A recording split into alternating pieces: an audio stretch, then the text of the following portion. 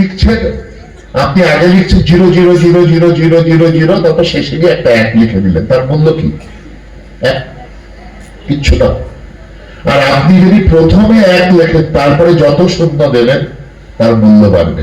সেখান থেকে প্রভুকে প্রার্থনা করবেন, প্রভু যেন সেখানে অবস্থান করে ভক্তদের কল্যাণ করেন। ওম শান্তি শান্তি হরি ওম তৎসৎ। শ্রী রামকৃষ্ণার্পণমস্তু। তাদের একটা গাড়ি চালানো উইদাউট লাইসেন্সে, সেরকম। শ্রীরামকৃষ্ণ গান শুনলে কালী নামে দাওরে বেড়া, ফসলে তছরূপ হবে না। মন্দ্রে কৃষি কাজ জানো না, এমন মানব জমিন রইল পতিত, আবাদ করলে ফলতো সোনা। কালী নামে দাওরে বেড়া, ফসলে তছরূপ হবে না। সে যে মুক্ত কেশির শক্ত বেড়া, তার কাছেতে জন ঘেসে না। ঈশ্বরের গুণকীর্তন করি, তাকে স্মরণ করি, সে দিনটি নাকি সুদিন। আর যে দিনটিতে আমরা ঈশ্বরের গুণকীর্তন করি না, তাকে স্মরণ করি না, সেই দিনটি নাকি দুর্দিন। তো সম্পাদক মহাশয় বলছিলেন আজকের দিনটি আমাদের কাছে আনন্দের, উৎসাহী। তাই এই উৎসাহ এবং আনন্দের দিনে আমরা পেয়েছি উত্তর 24 পরগনা 1 রামকৃষ্ণ বিবেকানন্দ ভাবপ্রচার পরিষদের সহ সভাপতি তথা ভাবপ্রচার যুব পরিষদের সভাপতি। তার থেকেও আমাদের কাছে যেটি আনন্দের, সেটি হচ্ছে ভগবান শ্রী শ্রী রামকৃষ্ণ পরমহংসদেবের লীলাভূমি, লীলাক্ষেত্র ভাগীরথী তীরে দক্ষিণেশ্বরে ঠাকুরের অসীম কৃপায় যে রামকৃষ্ণ মঠ দক্ষিণেশ্বর প্রতিষ্ঠা হয়েছে, তার অধ্যক্ষের আসন অলঙ্কৃত করছেন পূজনীয় মহারাজ, একজন সুভক্ত এবং সুসংগঠক বলে আমার মনে হয়। আসন এই সুভক্তার কাছ থেকে আমরা বক্তব্য শুনি আজকের এই শুভ অনুষ্ঠানে। सर्वधर्म स्वरूपिणे अवतार वरिष्ठाय रामकृष्णाय ते नमः।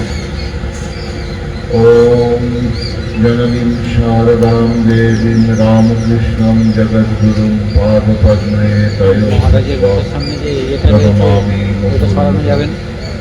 ओम नमः श्री यतिराजाय विवेकानन्दसूरये सच्चित् सुख स्वरूपाय स्वामिने तापमाने। চাঁদপাড়া শ্রী রামকৃষ্ণ আশ্রমে আজকে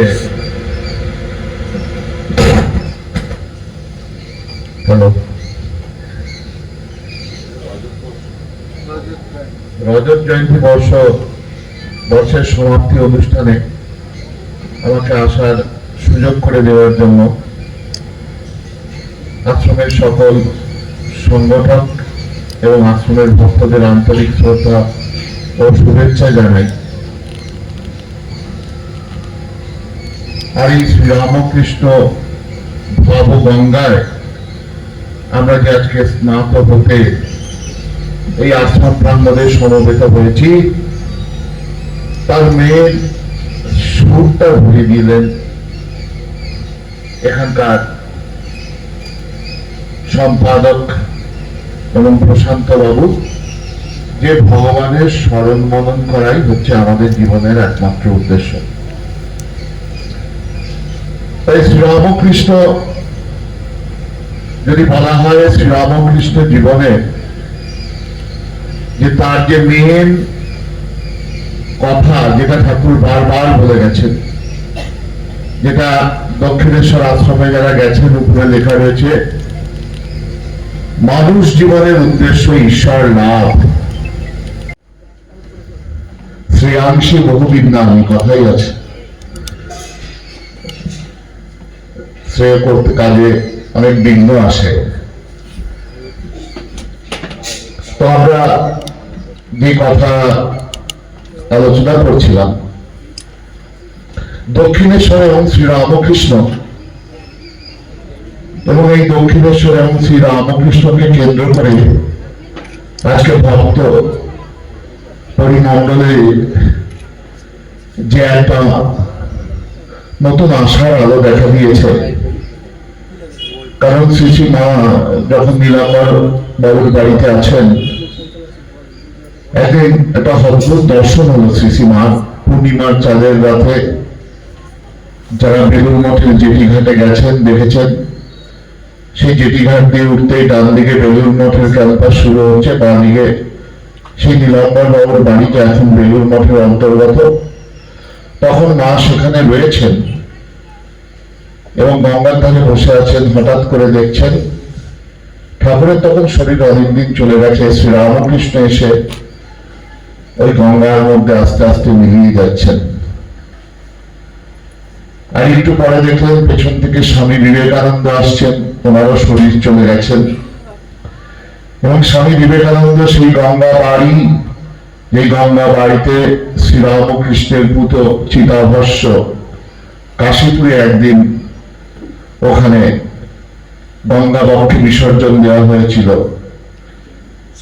সেই গঙ্গা বাড়ি যেন উনি নিয়ে আপামর জনতার উদ্দেশ্যে তিনি সিঞ্চন করছেন এবং তারা কি শান্তি পাচ্ছে।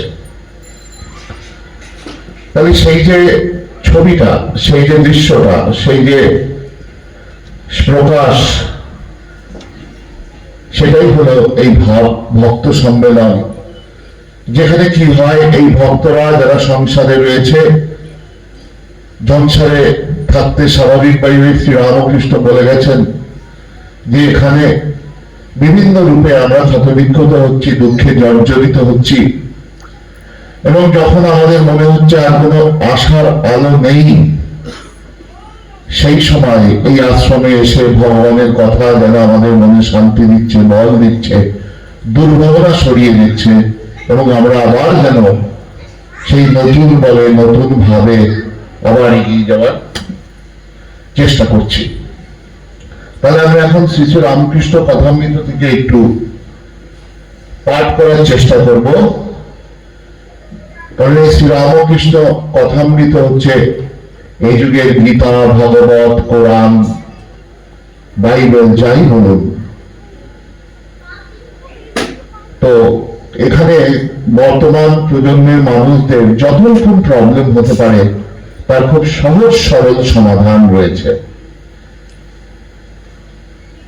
আমরা আজকে আছি 28 নভেম্বর 1883, গৃহস্থ আশ্রম শ্রী রামকৃষ্ণ বৈকুণ্ঠ ঠাকুরের একজন ভক্ত। ঠাকুর সেদিন জয়গোপাল সেনের বাড়িতে গেছেন, সেখানে ভক্ত সমাবেশ হয়েছে আর আধ্যাত্মিক প্রসঙ্গ হচ্ছে। তো সেই নিয়ে একজন বলছেন, আমরা সংসারী লোক, আমাদের কিছু বলুন।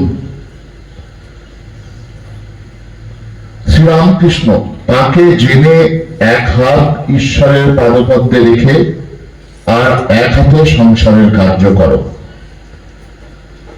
তাহলে শ্রীরামকৃষ্ণের কাছে বৈকুণ্ঠ সেদিন আপনাদের হয়ে, আপনাদের রিপ্রেজেন্টেটিভ হয়ে 1883 সালে ঠাকুরকে প্রশ্ন করেছেন যে প্রভু আমাদের কিছু বলুন, আমরা সংসারে রয়েছি, আমাদের কিছু বলুন। তাহলে শ্রীরামকৃষ্ণ বলছেন তাকে জেনে। এখানে তাকে বলতে কাকে বলা হচ্ছে? ঈশ্বরকে জেনে। এক হাত ঈশ্বরের পাদপদ্মে রেখে আর এক হাত সংসারের কার্য করো। তাহলে তাকে জানতে হবে প্রথমে, কে শ্রীরামকৃষ্ণ, কে মা, কে স্বামীজি। এটা এরকম জানা নয়, কিরকম জানা, এই ঠাকুর কামারপুকুরে জন্মালেন, মা জয়রামবাটিতে জন্মালেন, স্বামী বিবেকানন্দ গৌর মুকুন্দ মুখার্জিতে জন্মালেন, না, এরকম জানা না। তাহলে কি জানা? এর উত্তর ঠাকুর অন্য জায়গায় দিয়ে গেছেন, যেন এই আত্মীয় পরিজন কেউ আমার নয়, ভগবানই আমার সব। তাহলে এই যে আত্মীয় স্বজন আমরা পরিবৃত হয়ে আছি, এবং ভগবানকে ভুলে এদের নিয়ে মগ্ন হয়ে রয়েছি, এই জেনে জানলে হবে না। তাই তাকে কি জানতে হবে? তাকে জানতে হবে আমার পিতা, তাকে জানতে হবে আমার মাতা, তাকে জানতে হবে আমার বন্ধু, তাকে জানতে হবে ভ্রাতা। তিনি আমার সব, এইভাবে জানা তিনি আমার সবচেয়ে আপনজন। যা কিছু হচ্ছে তার মুখের দিকে তাকাচ্ছি, তার কাছেই প্রশ্নের উত্তর খুঁজছি, যা কিছু চাওয়া পাওয়া সবকিছু হিসাব ভগবানের কাছে চাইছি। তাহলে তাকে জেনে মানে এবার তাকে আপনি যেভাবে জানলেন, বন্ধু হিসাবে জানলেন, পিতা হিসাবে জানলেন, মাতা হিসাবে জানলেন, ভ্রাতা হিসাবে জানলেন, সেইভাবে তাকে জানা। আর যতক্ষণ আমরা আশ্রমে শ্রীরামকৃষ্ণ আছে, আমার ঠাকুর মন্দিরে শ্রীরামকৃষ্ণ আছে, ততদিন শ্রীরামকৃষ্ণ কি রয়েছেন? বিগ্রহ শ্রীরামকৃষ্ণ। কিন্তু যখন শ্রীরামকৃষ্ণ আমার সাথে সাথে ঘুরছেন, আমার সবচেয়ে কাছের মানুষ তিনি, তাকে সব কথা বলা, তার কাছে দুঃখ জানানো, তাকে নিজের আপনার আপনজন হিসাবে জানা, সেই জানাটা হচ্ছে ঠাকুরকে জানা। তখন কি হচ্ছে? সব নির্ভরতা হয়ে যাচ্ছে। তখন ঠাকুর কি বলছেন? এক হাতে ঈশ্বরে, এক হাত ঈশ্বরের পদপদ্মে রেখে আর এক হাত সংসারের কার্য করো। তাহলে যখন আমাদের জানা হয়ে গেল যে শ্রী রামকৃষ্ণই আমার সব, তখন কি নিশ্চিন্ত চিত্তে আমি ঠাকুরের এক হাত ধরেছি এবং আর এক হাত দিয়ে সংসারের কাজ করছি। ঠাকুর এইভাবে কাজ করতে বলছেন। আর যতক্ষণ না তাকে জানা যাচ্ছে ততক্ষণ মনে হচ্ছে কি? তাকে ভুলে যাওয়া। তাই জানার একটা মেন জিনিস হচ্ছে তাকে মনে রাখা এবং তাকেই আমরা জানি যাকে আমরা ভালোবাসি। দেখুন সব আস্তে আস্তে চলে আসছে। আমরা যে যেখানে থাকি, এই এখানে কত ছোট ছোট বাচ্চারা ঘুরে বেড়াচ্ছে, কিন্তু যার সন্তান তার কানে কিন্তু সেই আওয়াজটা পৌঁছচ্ছে এবং সে কিন্তু বুঝতে পারছে যেটা আমার ছেলে বা আমার মেয়ের আওয়াজ। তার মানে ফার্স্ট জানতে হবে আমার, এবং তারপর ভালোবাসা আসে। তাই তাকে জানা মানে এই নয় শ্রী রামকৃষ্ণ রামকৃষ্ণ লোকে আছেন, রাম সাকেতে আছেন, কৃষ্ণ গোলকে আছেন, এই জানলে সেটা কিন্তু জানাটা ঠিক হলো না। তাহলে তখন আমাদের হাত দিতেও ইচ্ছা করবে না, কারণ ভালোবাসা না হলে নির্ভরতা হয় না। ঠাকুর বলছেন যেমন স্বামী আর স্ত্রীর মধ্যে প্রাণ ঢালা ভালোবাসা। স্ত্রী বাড়ির সব কাজ করে, সব সেবা করে, কিন্তু স্বামীকে যেভাবে প্রাণ ঢেলে ভালোবাসে অন্য কাউকে সেভাবে করে না। এবং সেই প্রাণ ঢেলে ভালোবাসার রেসপেক্টে সে তার সব কথা, তার মনের কথা সে তার কাছে বলতে পারে। তাই আমরা যখন সেই ভগবানকে এরকম ভাবে জানতে পারছি যে তিনি আমাদের সবচেয়ে আপনজন, তখন কি আমরা প্রাণ খুলে সব বলতে পারছি? কি বলতে পারছি? যে আমাদের দৈনন্দিন জীবনের সব প্রবলেম, সব কিছু তাকে বলতে পারছি। এক হাত ঈশ্বরের পদপদ্ম রেখে আর এক হাত সংসারের কার্য করো। বৈকুণ্ঠ মশা, সংসার কি মিথ্যা? শ্রীরামকৃষ্ণ যতক্ষণ তাকে না জানা যায় ততক্ষণ মিথ্যা। তখন তাকে ভুলে মানুষ আমার আমার করে, মায়ায় বদ্ধ হয়ে, কামিনী কাঞ্চনে মুগ্ধ হয়ে আরো ভবে। মায়া তো এমনই, মানুষ অজ্ঞান হয় যে পালাবার পথ থাকলেও পালাতে পারে না। একটি গান আছে, শোনো। তার মানে আমাদের আলোচনা শুরু হচ্ছে, ঠাকুর ফার্স্ট আমাদের বলছে তাকে জানা। তারপর বৈকুণ্ঠে এবার আমাদের হয়ে প্রশ্ন হয়েছে, ঠাকুরকে বলেছে, এই ঠাকুর তোমার বিভিন্ন ভক্ত সম্মেলনে সাধুরা এসে বলে সংসার মিথ্যা, মিথ্যা, এই ব্যাপারটা কি? সংসার কি মিথ্যা? তার মানে এবার ঠাকুর বলছেন যতক্ষণ তাকে না জানা যায় ততক্ষণ মিথ্যা। তার মানে ঈশ্বরকে যতক্ষণ না জানা যাচ্ছে ততক্ষণ মিথ্যা। কিরকম? যতক্ষণ আমি মনে করছি ঈশ্বর দূরে আছে, যতক্ষণ ভাবছি তিনি বৈকুণ্ঠে আছেন, ততক্ষণ আমার কি হচ্ছে, আমার ভগবানে বিশ্বাস হচ্ছে না। তাই কোনো কিছু হলেই আমরা বলছি ঠাকুর এটা কি করলে। কিন্তু যখন জানতে পারলাম তিনি আমাদের সবচেয়ে কাছের মানুষ, তিনি আমার হৃদয়ে বাস করছেন, এবং সবচেয়ে কাছে যদি কিছু হয় ঈশ্বর, তিনি ঈশ্বর, যিনি আমার সবচেয়ে কাছে থাকতে পারেন, ততক্ষণ কি হবে, আর সংসারে ভুল হবে না। তাহলে যদি বলা হয় মিথ্যা, কথাটা কি? মিথ্যা মানে কি? শাস্ত্রে মিথ্যা বলতে কি বোঝানো হয়েছে? মিথ্যা মানে কিন্তু নন এক্সিস্টেন্স না, মানে যেটা নেই। যেরকম বন্ধার পুত্র, আকাশ কুসুম, এগুলোকে কি বলা হয়? নন এক্সিস্টেন্স, যার কোনো, যে নেই, যার কোনো এক্সিস্টেন্সই হয় না।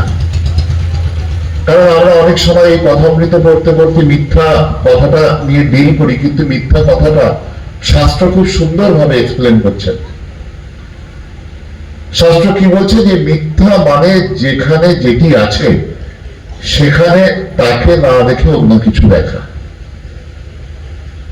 ধরুন এই অনুষ্ঠান হচ্ছে, এখানে এত তার পড়ে রয়েছে, হঠাৎ করে একটা বাচ্চা দেখছে তারের দিকে তাকিয়ে দাঁড়িয়ে বলল, বলছে মা এখানে সাপ রয়েছে। তার মানে ওই তারের মধ্যে তার মনে হয়েছে সাপ, এবং সেই সাপ থেকে তার মনে হচ্ছে ভয়। তার মানে যেখানেই অজ্ঞান সেখানেই ভয়, যেখানেই আমি ঠিক জানছি না সেখানেই আমার ভয়, আর যেখানে ঠিক জানছি সেখানে নির্ভয়তা। তাহলে মিথ্যা কি? মিথ্যা মানে না জানা। যতক্ষণ তাকে না জানা যায় ততক্ষণ মিথ্যা। তার মানে ঈশ্বরকে জানতে না পারলে সংসার মিথ্যা হয়ে যাচ্ছে। কেন? কারণ ভগবানই এই সমস্ত রূপে আমাদের কাছে লীলা করছেন। আমাদের শাস্ত্র অনেকবার চেষ্টা করেছে এটা আমাদের কাছে বোঝাবার, যে ভগবানই সৃষ্টি করেছেন এবং ভগবান নিজে এই সৃষ্টির মধ্যে নিজেকে বিন্যস্ত হয়ে রয়েছেন। তাহলে কিন্তু আমরা এখন কি ভাবছি? আমরা এখন কি ভাবছি? কারোর প্রতি রাগ হলো, এই খুব দুষ্টু লোক, কেউ আমার স্বার্থে আঘাত দিল, ও ভালো না। যে এই আচ্ছা, ওকে আমি পছন্দ করি না, কেন? ও আমাকে সেদিন এটা বলেছিল। তাহলে কি আমরা এই বেসিক জিনিসটা জানছি না, না জেনে এটা করছি, যে এই জগতে যাকে আমি সবচেয়ে আপন ভাবছি আর যাকে আমি সবচেয়ে অপছন্দ করি, সবার মধ্যে সেই একই ঈশ্বর তত্ত্ব রয়েছে। তাহলে যতক্ষণ না এটা জানছি ততক্ষণ আমার আচরণ ভুল হয়ে যাবে, কারণ আমার মেন জায়গাটাই ভুল হয়ে গেছে, বোঝাটাই ভুল হয়ে গেছে। ভালো মন্দ, পছন্দ অপছন্দ নিয়েই এই সংসার। আপনাদের যদি পছন্দ হতো আপনারা মা দুর্গাকে জলধাত্রী বানিয়ে ফেলতেন, এই মহিষাসুরকে আবার এর মধ্যে রাখা কেন? কিন্তু শাস্ত্রকাররা এটাই দেখাতে চাইছেন যে ভালো মন্দ এই সংসারে সহাবস্থান করবেন, কিন্তু ভগবানকে যদি আমরা ঠিক করে ধরতে পারি, তাকে জানতে পারি, তাহলে আমাদের পক্ষে এই সংসারটাকে ডিল করা সহজ হবে।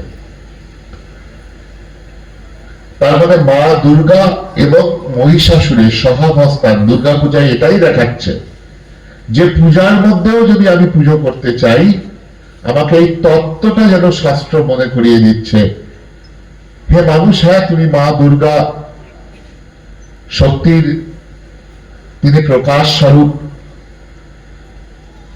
তিনি জ্ঞানের প্রকাশ স্বরূপিনী,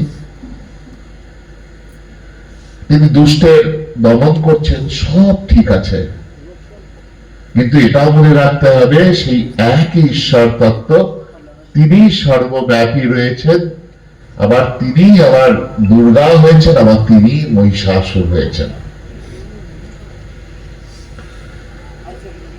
তখন তাকে ভুলে মানুষ আমার আমার করে মায়ায় বদ্ধ হয়ে কামিনী কাঞ্চনে মুগ্ধ হয়ে আমি বলে।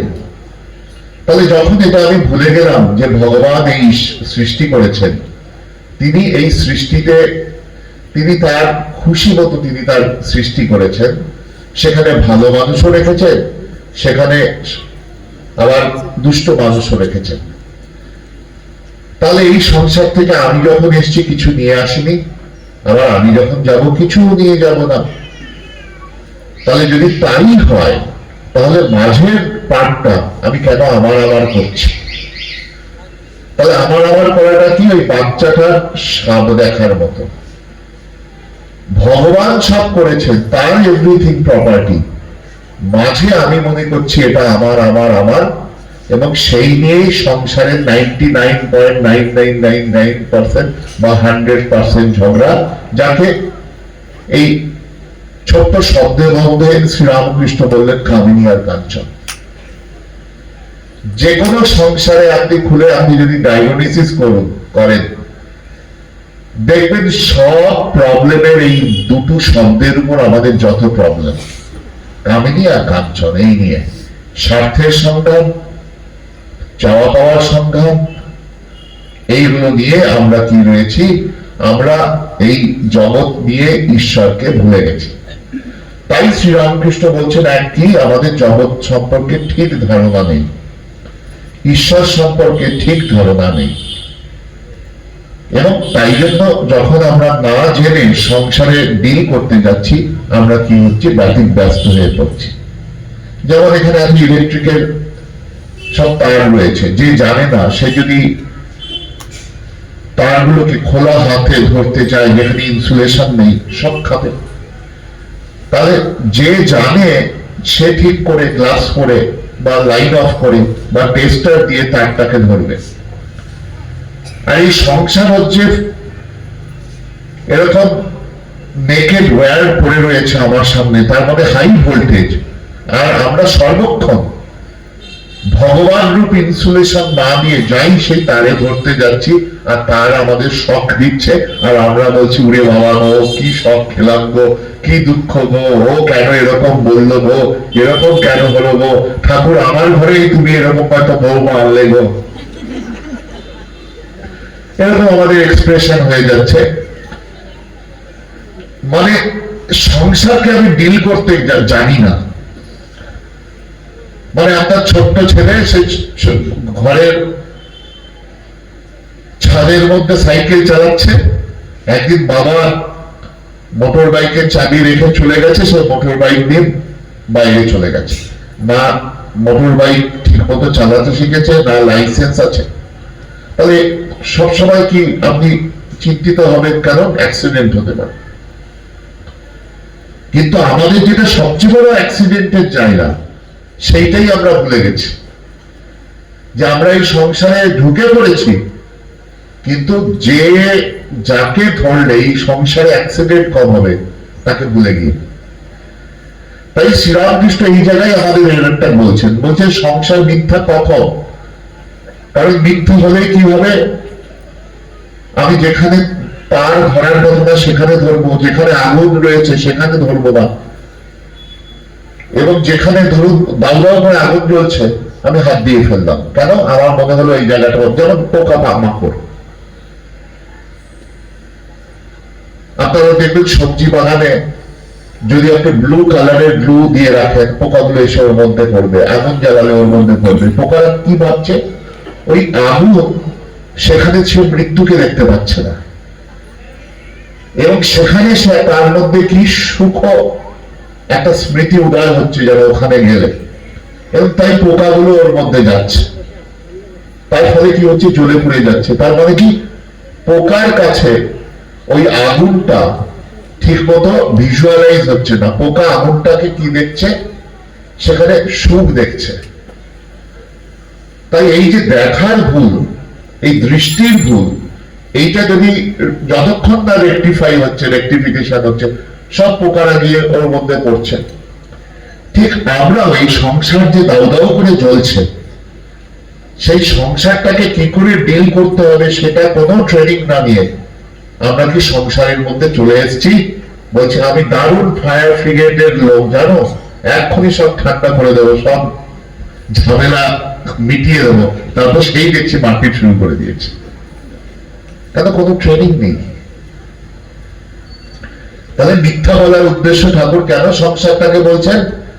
ভগবানকে জেনে আমি যখন এই জগতের মধ্যে সর্ব জায়গায় প্রভুকে দেখতে পাচ্ছি, তখন কি কোনো ঝামেলা নেই। আর যখন আমি তার মধ্যে আমি ভুলবশত আমি এরার বশত আমি করতে শুরু করে দিচ্ছি, তখন আমার এরার হয়ে যাচ্ছে, তখন স্বার্থের সংঘাত হচ্ছে, তখন এসব হচ্ছে। তবে ঠাকুর আমাদের কন্ডিশনটি এবার বলছেন কিরকম, এমনি মহামায়ার মায়া রেখেছে কি কুহক করে, ব্রহ্মা বিষ্ণু অচৈতন্য জীবে কি জানিতে পারে, বিল করে ধুনিপাতে মিন প্রেম প্রবেশ করে তাতে, গতায়তের পথ আছে তবু মিন পালাতে নারে, গুটি পোকায় গুটি করে পালালেও পালাতে পারে, মহামায়ার বদ্ধ গুটি আপনার নামে আপনি মরে। তাহলে ঠাকুর এতে গান দিয়ে আমাদের বোঝাচ্ছেন যে মহামায়া যেন আমাদের সব কুহক করে রেখেছেন, এই পোকার মতো আগুনের মধ্যে রয়েছে, কিন্তু পোকাটা গিয়ে আগুনের মধ্যেই পড়ছে। তাহলে আমাদের কি করেছে, ব্রহ্মা বিষ্ণু অচৈতন্য জীবে কি জানতে পারে, বলছে মহামায়া এই মায়াটা তাকে যেন কুহক করে রেখেছে, মেসমেরাইজ করে রেখেছে। সে বুঝতেই পারছে না কোথায় যাচ্ছে, কি ডেস্টিনি, কেন এত ফাইট করছি, কি করছি, আমি কি আমার গোদরেজের ট্রাঙ্কটা, ব্যাংকের লকারটা যাওয়ার আগে সব কি আমি নিয়ে উপরে যেতে পারবো, কিচ্ছু জানি না, কিন্তু সারা জীবন দেখলাম ফাইট করতে করতেই আমাদের চলে গেল। কি কি তার বদলে আমি কি দিলাম, আমি ভগবানকে ভুলে গেলাম। অনেকে হয়তো কয়েক মাস পরে আজকে আশ্রমে এসছেন, তার কাছে একটা বড় এক্সকিউজ কি, তার কাছে বড় এক্সকিউজ হচ্ছে আমি সংসারে এত কাজ, এত বিজি, আমি সংসারের কাজ ছেড়ে আমি এই আশ্রমে আসা হয় না।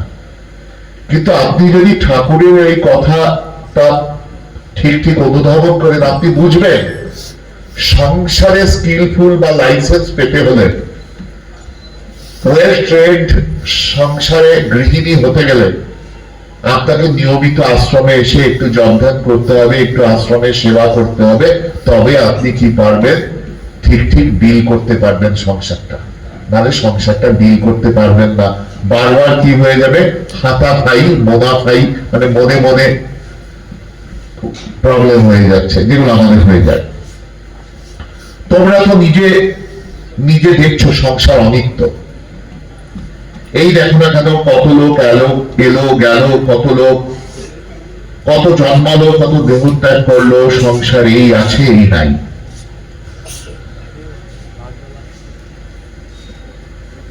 তাহলে সংসার এই আছে এই নেই, এই কথা বলে কি বলা হচ্ছে, অনিত্য। অনিত্য বা সুখম লোকম,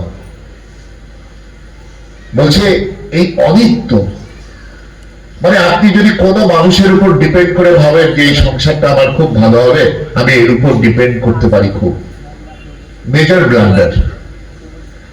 ব্লান্ডার হবে। কারণ আমি জানি না তার আয়ু কতদিন, আমি জানি না আমার আয়ু কতদিন। কারণ কার কতদিন আয়ু আমি কিছু জানি না, তাই শ্রীরামকৃষ্ণ এই বেসিক ভুলের জায়গাগুলো আমাদের ধরিয়ে দিচ্ছেন। তাহলে যদি এইখানে মানুষের উপর ডিপেন্ড করা না যায়, তাহলে আমাদের প্রথম কার উপর ডিপেন্ড করব, যে নিত্য, যে শুদ্ধ, যে বুদ্ধ, যে মুক্ত, যে অনন্ত, যে অবিনাশী, সেই ভগবানের উপর ডিপেন্ড করা। তার মানে মানুষের উপর ডিপেন্ড করলে ভুল হবে। কেন? কারণ মানুষের জীবন, তার একটি আয়ু আছে, তা আজ আছে কাল নেই। তাই শ্রীরামকৃষ্ণ বলছেন এই সংসার অনিত্য। আপনার মনে হলো আজকে ঠান্ডায় খুব কষ্ট পাচ্ছি, এই ঠান্ডাটা কবে যাবে, তখন যদি আমরা মনে করি মে মাসের 28 তারিখের কথা, তখন মনে হবে কোনটাই, দুটো খারাপের মধ্যে কোন খারাপটা নেব।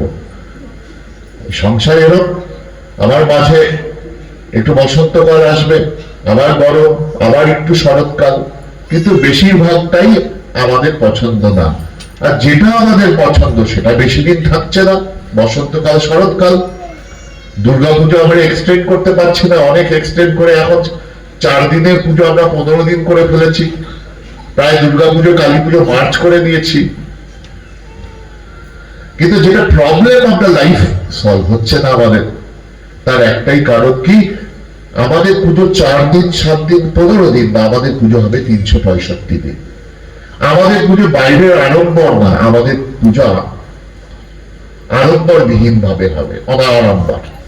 আমাদের পুজো মাকে বাইরে পুজো করে না, আমাদের পুজো মা অন্তরে আছে জেনে তার সান্নিধ্য পাওয়া। কেউ নাই তবু নাতির জন্য কাশি যাওয়া হয় না, কেউ নাই বলছে নাতিকে কে দেখবে, তার জন্য কাশি যাওয়া হয় না।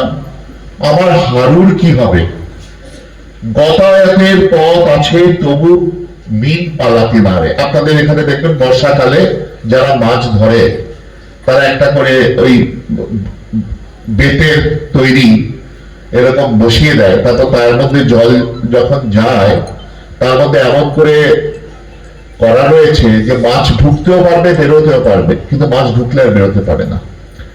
তাই গানের মধ্যে আছে গতায়তের পথ আছে তবু মুক্তি পালাতে নারে।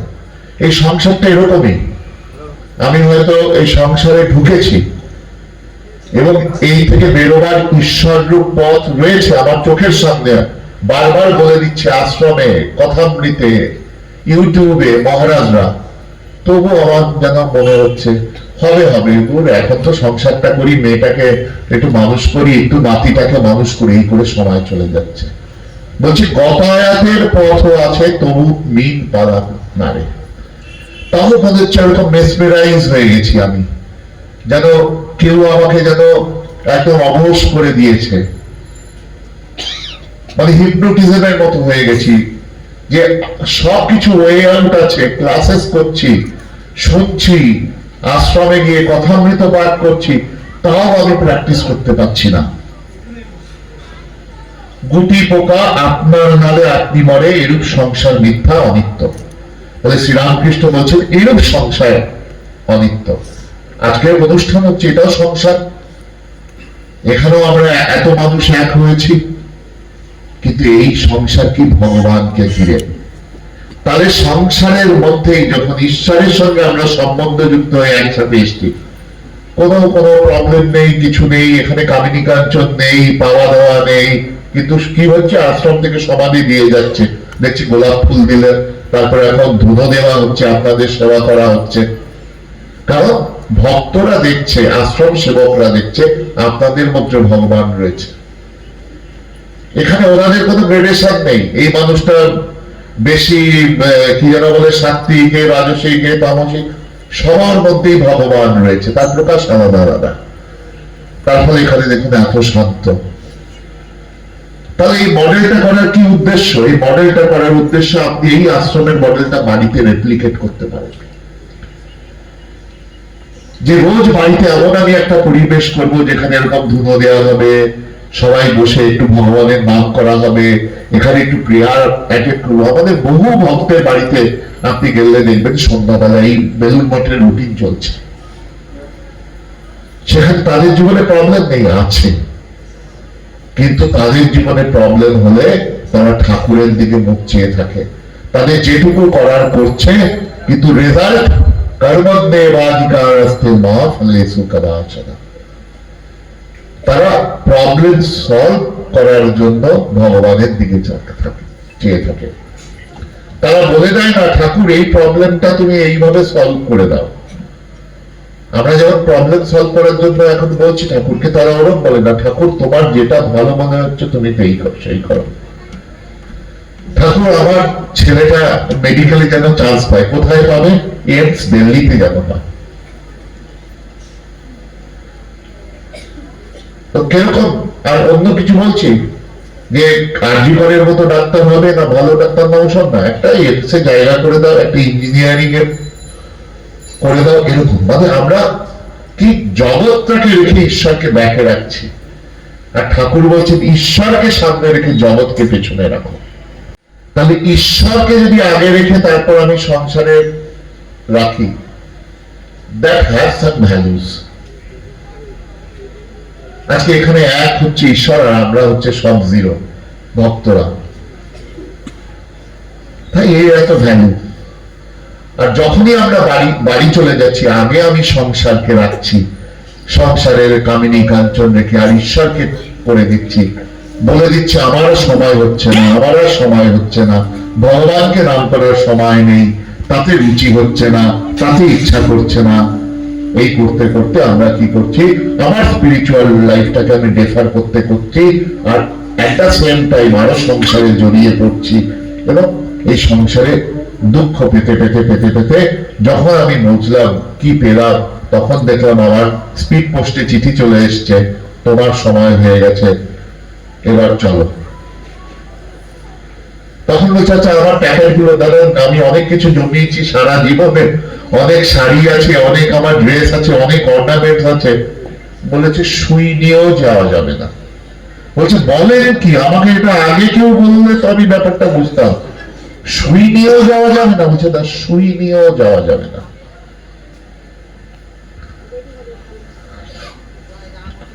প্রতিবেশী মহাশয়, এক হাত ঈশ্বরে আর এক হাত সংসারে রাখবো কেন? যদি সংসার অনিত্য, এক হাতই বা সংসারে নিব কেন?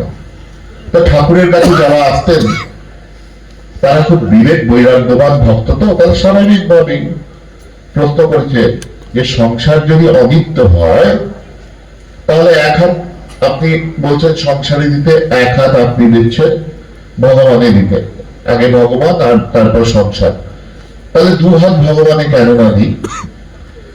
তখন শ্রীরামকৃষ্ণ বলছে তাকে জেনে সংসার করলে অনিত্য নয়। তার মানে আমার সম্পর্কগুলো কি? ধরো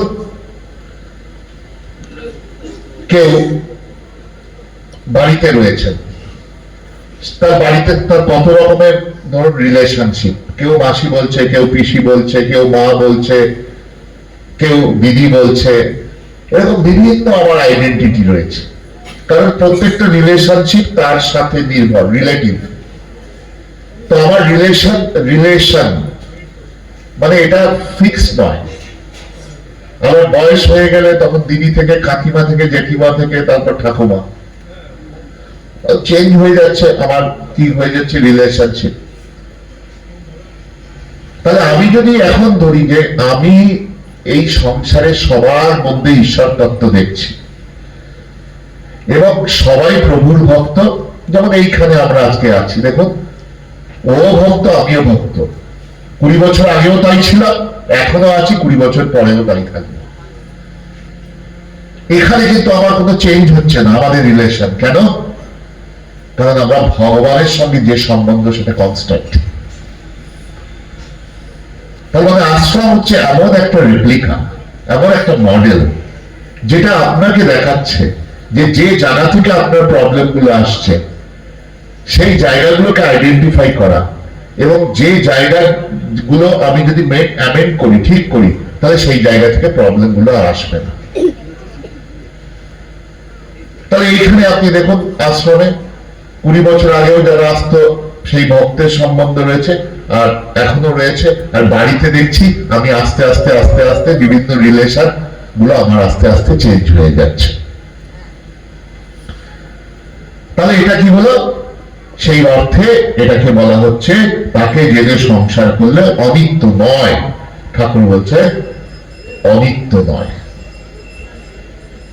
মন্দ্রে কৃষি কাজ জানো না, এমন মানব জমিন রইল প্রকীর, আবাদ করলে ফলতো সোনা, কালি নামে দাওরে বেড়া, ফসলে তা চুরুপ হবে না, সে যে মুক্ত কেশির শক্ত বেড়া, তার কাছেতে জন ঘেসে না।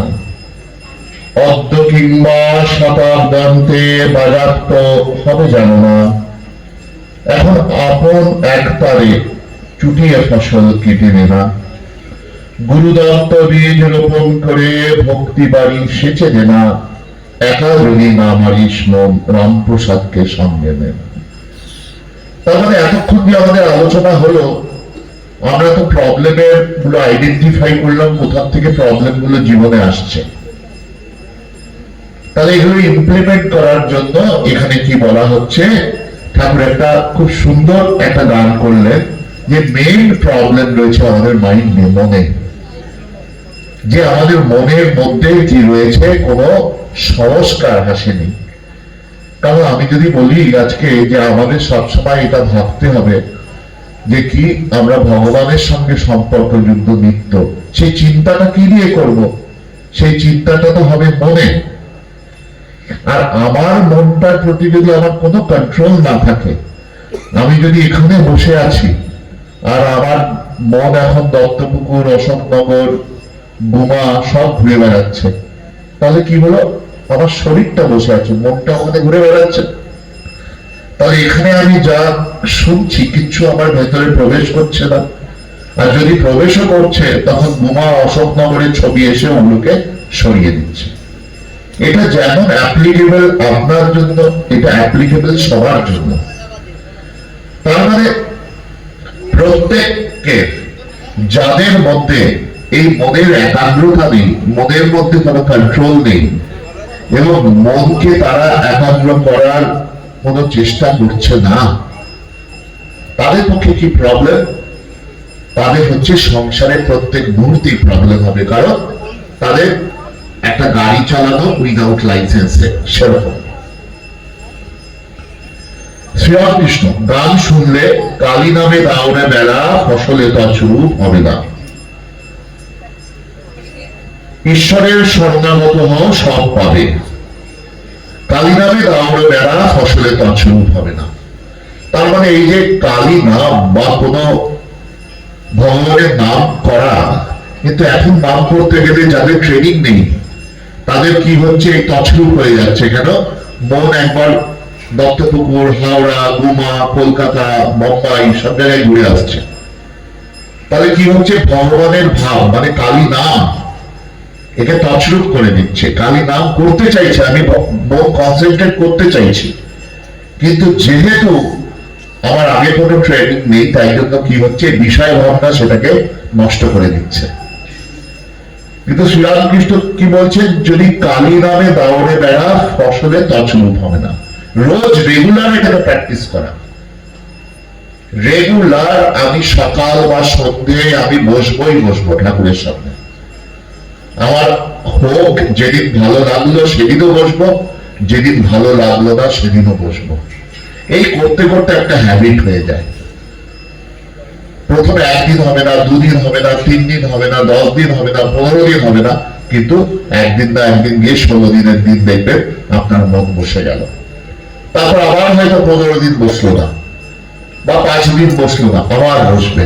এই করতে করতে করতে করতে আপনার যখন হ্যাবিট হয়ে যাবে, তখন দেখবেন যে আপনার মনটা শান্ত হলে যে আনন্দ একটা অনুভূতি হয়, সেই আনন্দটা কি মানে এনজয়েবল। কারণ আমরা বেশিরভাগ মানুষের এই ধারণাই নেই যে মনটা যখন শান্ত হয়, সেই শান্ত মনের যে শান্ত মন যে বৃত্তি জেনারেট করে বা তার যে সুখ সে প্রদান করে, যে আনন্দ প্রদান করে, আর সংসারের বস্তু ব্যক্তি স্থান পেয়ে আমাদের আনন্দ কি, আমি কোথাও ঘুরতে গেলাম বা খুব আনন্দ হলো, আমি কোথাও বিয়ে বাড়ি গেলাম খুব আনন্দ হলো। আর যখন আপনি ঠিক ঠিক জব ধ্যান করে আনন্দ পাচ্ছেন, এই দুটোর মধ্যে যে কোয়ালিটেটিভ ডিফারেন্স আছে, কোয়ালিটেটিভ ডিফারেন্স মানে এই দুটোর যে মাত্রা আলাদা, তখন আপনি বুঝবেন। কারণ মন খুব রেশনাল, মন বলবে যে তুই জব ধ্যান করে তো আনন্দ পাচ্ছিস না, চল তোকে আমি একটু ঘুরিয়ে আনি, তুই খুব আনন্দ পাবি। তাহলে আপনার জীবনে যদি এরকম একটা মেডিটেটিভ মন না থাকে, আপনি মনের কাছে বেশি দিন আর্গুমেন্ট করতে পারবেন না। মন আপনাকে টেনে হিচড়ে বাড়ির বাইরে বার করে দেবে, মোবাইল বার করিয়ে দেবে, ফেসবুকে কটা লাইকস আসলো বার করিয়ে দেবে।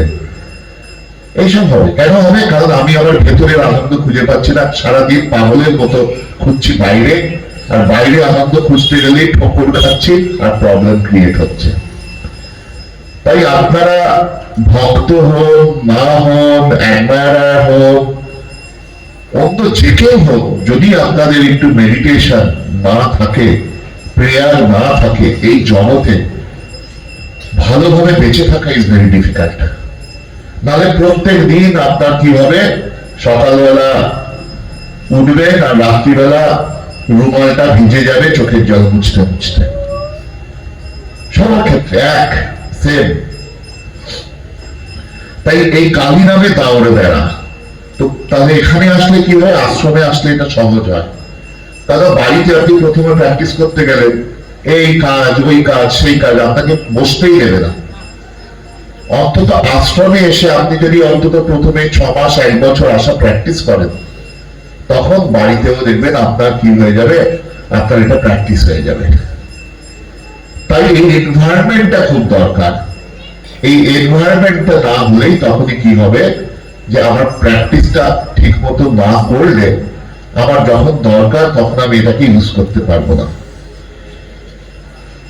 ঈশ্বরের শরণাগত হও, সব পাবে, সে যে মুক্ত কেশির শক্ত বেড়া, তার কাছে জং ঘেঁষে না।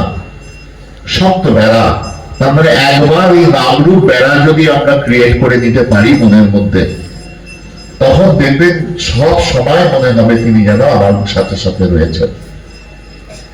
আমরা জানি দক্ষিণেশ্বরে অঘরমণি দেবী আসতেন। সেই অঘরমণি দেবী গঙ্গার ধারে দীর্ঘদিন তিনি সাধন ভজন করেছেন, এবং ঠাকুরের কাছে যখন আসতেন তিনি সাক্ষাৎ দেখতেন তার পিঠের মধ্যে, তার কাঁধে গোপাল বসে আছে, আর গোপালের দুটো লাল পা তার দুপাশে।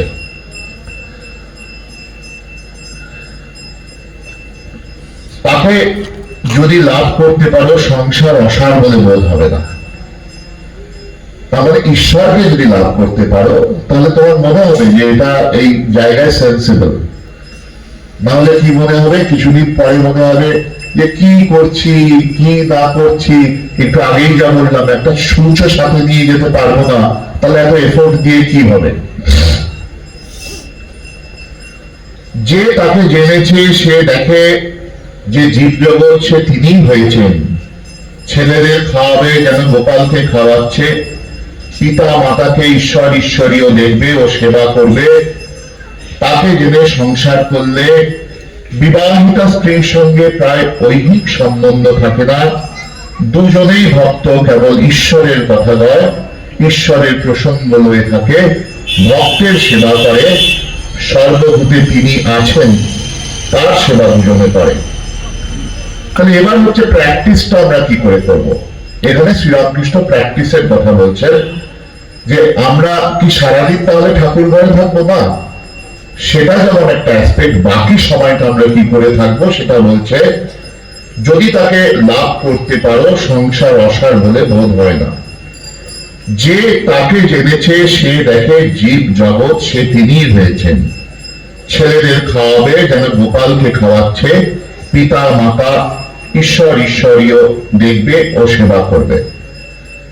তার মানে এটা যেমন আপনি এখানে প্র্যাকটিস করতে পারেন, আপনি অফিসে প্র্যাকটিস করতে পারেন, আপনি আশ্রমে প্র্যাকটিস করতে পারেন, ডেইলি লাইফে। তো আমাদের একটা ইউথ উইক আছে, ওরা সবাই বিভিন্ন জায়গায় চাকরি করে। তো এই আইডিয়ার উপরেই আমি স্বামীজির কিছু পাঠ করছিলাম। তো সেখানে এই কনসেপ্টটা রয়েছে, এই সেবা কনসেপ্টটা। তো ওরা প্রায় 6 মাস, প্রায় 1 বছর হতে চললে ওরা পাঠ করে। তো ওরা নিজেরা বলছে যে মহারাজ, আমি যখন অফিসে আগে কাজ করতাম, আমার মধ্যে যেটা হয়, ইয়ং ছেলেমেয়েরা ওরা কাজ করে, কেউ ব্যাঙ্গালোরে রয়েছে, কেউ এমসে ডাক্তার, কেউ এমসে নার্স, কেউ সফটওয়্যার ইঞ্জিনিয়ার, বলছে আমি এটা যত প্র্যাকটিস করছি তত আমি দেখছি আমার কনফ্লিক্ট জোনটা কমে আসছে। কনফ্লিক্ট জোনটা কমে আসছে মানে আগে আমার ছিল, মানে আমাদের এনভায়রনমেন্ট ছিল কি করে আমি ওর আগে যাব, কারণ আমি যদি ওর আগে যেতে পাই আমি ম্যানেজার হয়ে যাব, আমি যদি বেশি রিওয়ার্ড পাই তাহলে আমি ওর আগে চলে যেতে পারবো।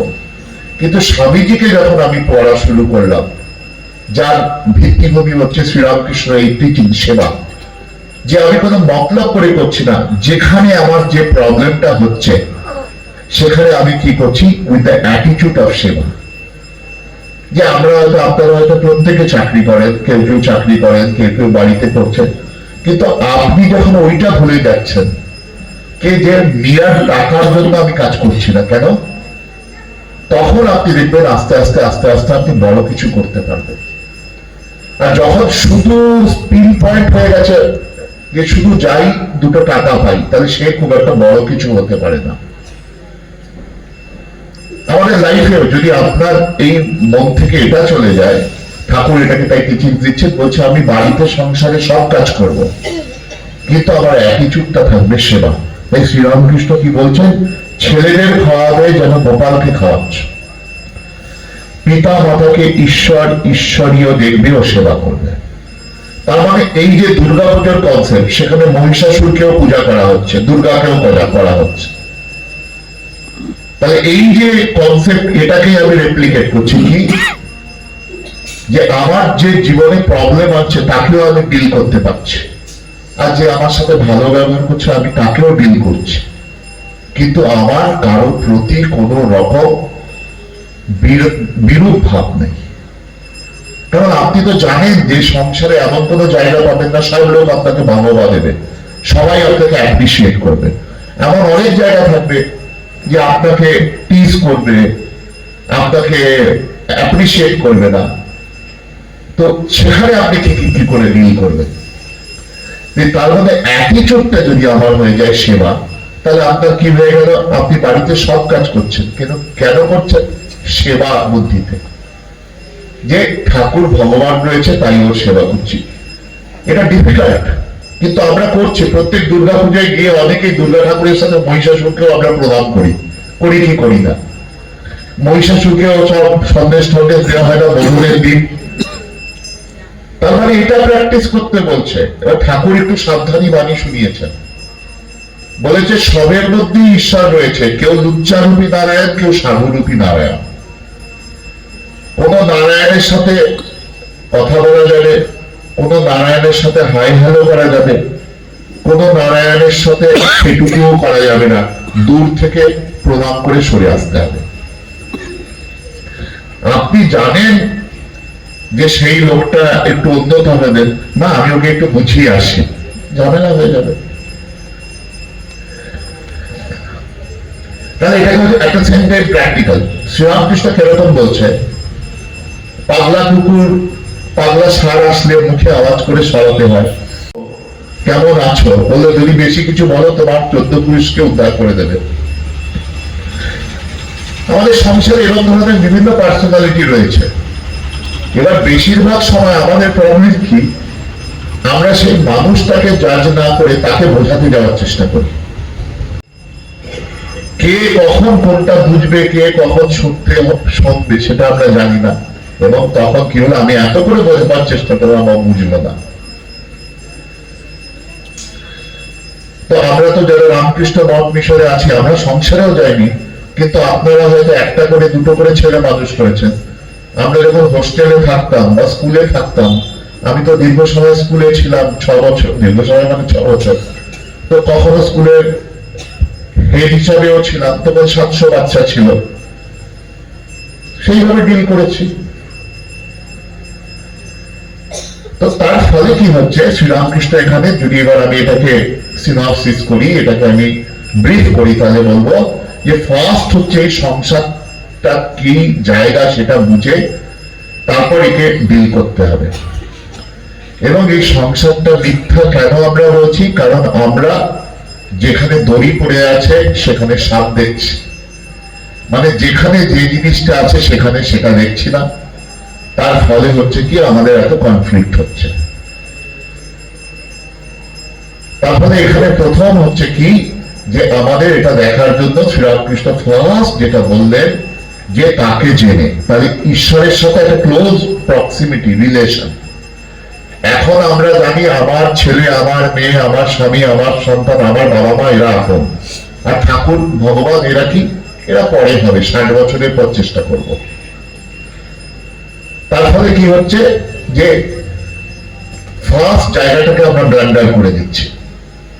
নেক্সট কি হচ্ছে, তারপর যখন আমরা ডিল করতে যাচ্ছি তখন আমাদের কাছে কি হয়ে যাচ্ছে, পুরো সংসারটাই হয়ে যাচ্ছে হচ্ছে স্বার্থের জায়গা।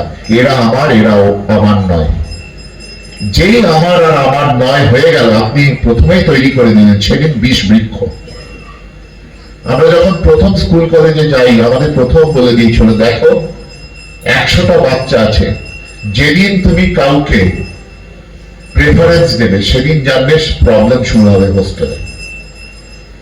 আর সংসারে তো আমরা প্রথম ওটা প্রেফারেন্স, এরা আমার, এরা আমার দেওরের, এটা ভাসুরের, এই ছেলে মেয়ে আমার, এদের জন্য আলাদা, এদের জন্য আলাদা। দেখুন সংসারে অশান্তি। আর যখন, এবং সংসার ভেঙে যাচ্ছে এখন, তাই মানে আমরা আস্তে আস্তে আস্তে আস্তে কি হয়ে যাচ্ছে, সেলফিশ বিং হয়ে যাচ্ছে। আর তার ফলে কি আনন্দ পাওয়া যাচ্ছে না। তাহলে শ্রীরামকৃষ্ণ বলছেন সংসারটাকে প্রপারলি জানা, ভগবানের সঙ্গে কানেকশন করা, জানা, তাকে জেনে তিনি আমার সবচেয়ে আপন। এবার জানা তো হলো, ভগবানকে তো মোবাইলে কন্ট্যাক্ট করা যাবে না, তাকে তো জানলাম। তাহলে তাকে কি করে করবো? থ্রু মেডিটেশন টু সেবা। মেডিটেশন আর সেবা কি করে করবো? এভরি ডে আমি অন্তত যেন প্র্যাকটিস করি এটা। আর সেবা কি, প্রত্যেককে যেভাবে যেখানে যে আছে আমার যেটুকু সাধ্য আছে আমি সেইভাবে তাকে সেবা করার চেষ্টা করব। এবং এটা যখন আমার হ্যাবিট হয়ে যাবে, যেটা আমি যত আরো ভালো প্র্যাকটিস করতে পারবো, তখন আমি কি দেখবো যে আমার লাইফ কি হবে। Religion is the manifestation of divinity. তখন আমাদের মধ্যে এটা প্রকাশ পাবে। তখন লোকে বলবে, দেখ ও কি সুন্দর, ওকে গেলেই পজিটিভ কথা বলে, ও সবাইকে অ্যাপ্রিসিয়েট করে। আর কিছু কিছু মানুষ তার কাছে গেলে আপনারাই বলবেন, আরে খুব নেগেটিভ কথা বলে, তাকে অ্যাভয়েড করেন আপনারা। কিন্তু এটা যেন না হয় আমি নিজে নেগেটিভিটির আড়ত হয়ে গেলাম। আমি তখন প্রত্যেককে অ্যাপ্রিসিয়েট করতে পারবো যখন আমার মধ্যে স্বার্থ দৃষ্টি থাকবে না। আর আমার মধ্যে যখন সবসময় স্বার্থ স্বার্থ, আমি কি করে বেশি পাবো, আমারটা কি করে ঠিক থাকবে, তখন কি হয়ে যাবে, আমরা আর যখন সংসারে ডিল করতে যাব বেশি কনফ্লিক্ট জোন করে ফেলবো। তারপর এইটা যখন আমরা প্র্যাকটিস করব, এটা আমরা দেখতে পাবো যে every day it will bring changes in my life. আমাদের জীবন আরো বেশি আনন্দের হবে, আমাদের জীবন তখন আরো বেশি আমরা লোককে আনন্দ দিতে পারবো এবং আমরা ভেতর থেকে ফুলফিল হব। এই বলে আজকে আমি আমার এই যে পাঠ এখানে বিরাম করছি।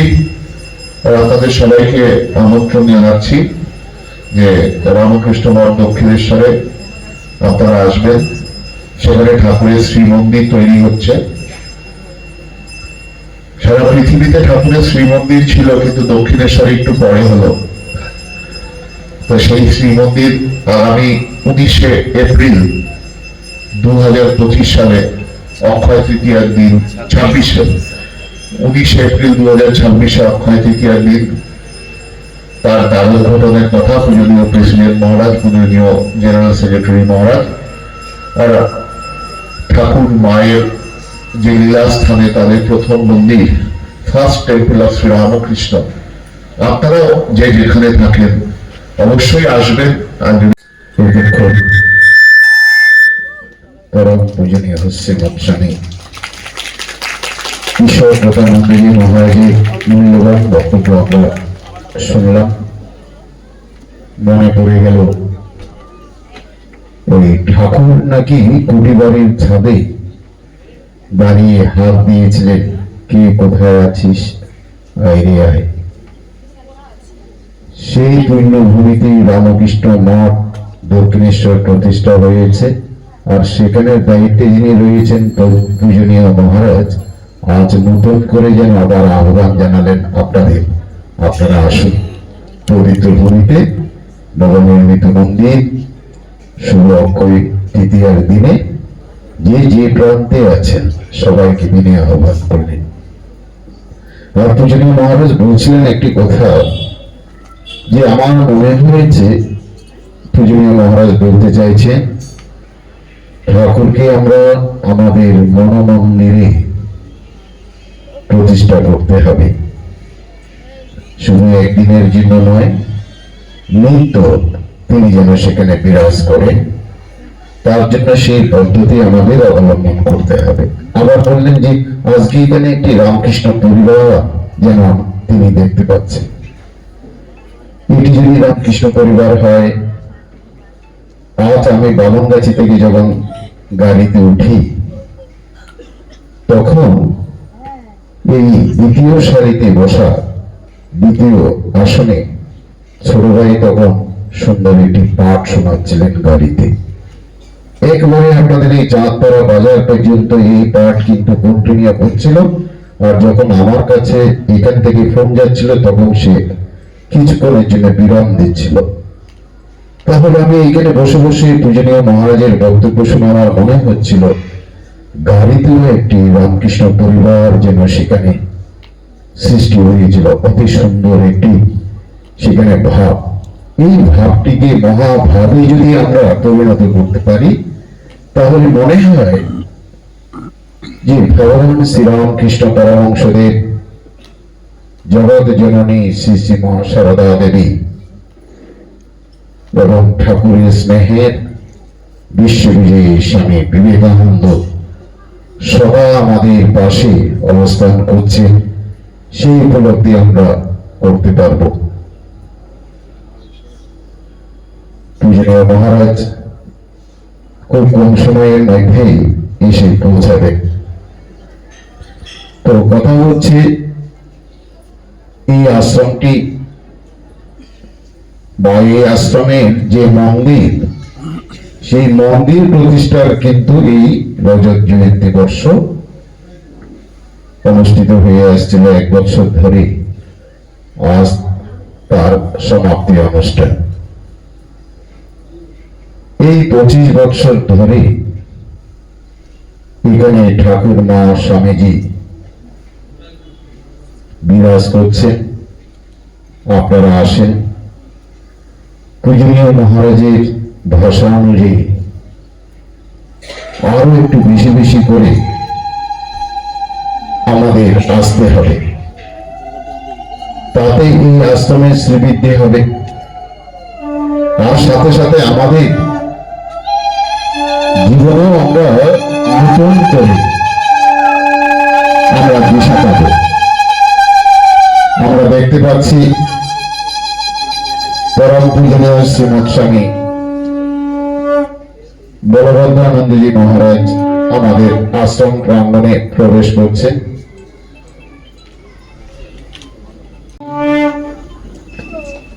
শ্রী শ্রী ঠাকুর শ্রী শ্রী মা ও স্বামীজির শ্রী চরণে পুষ্পার্ঘ্য নিবেদন করবেন, তারপর তিনি মঞ্চে আসবেন।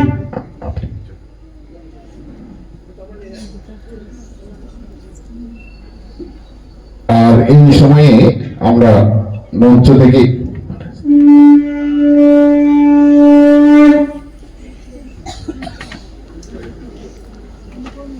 পরম পূজনীয় শ্রীমৎ স্বামী ঈশ্বর প্রধানন্দজি মহারাজকে আপাতত বিদায় দিতে হচ্ছে, ওনার ব্যস্ততা